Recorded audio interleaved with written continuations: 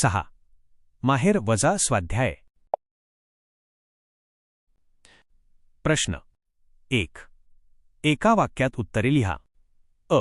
कवितेत कोणत्या नदीचा उल्लेख केलेला आहे? उत्तर: कवितेत तापी नदीचा उल्लेख केलेला आहे. आ. या नदीकाठच्या मातीचा प्रकार कोणता? उत्तर: ही नदीकाठची चिकण माती आहे. ई. कवितेतील स्त्री सोजीचे लाडू कशात बांधणार आहे? उत्तर: कवितेतील स्त्री सोजीचे लाडू शेल्याच्या पदरात बांधणार आहे. ई. कवितेतील स्त्री सोजीचे लाडू घेऊन कोठे जाणार आहे? उत्तर: कवितेतील स्त्री सोजीचे लाडू घेऊन माहेरी जाणार आहे.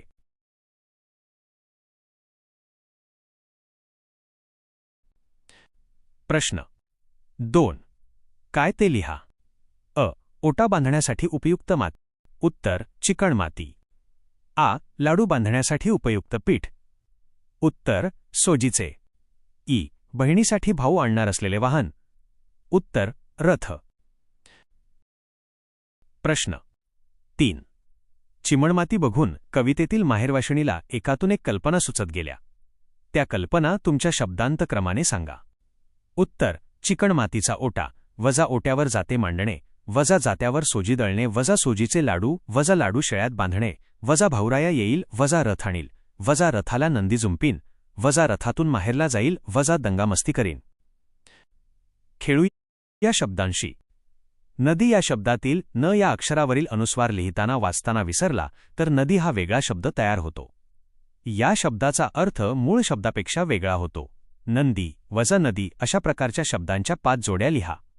त्यातील शब्दांचे अर्थ सांगा. उत्तर: आई कंथा मायनस गोधडी कथा मायनस गोष्ट.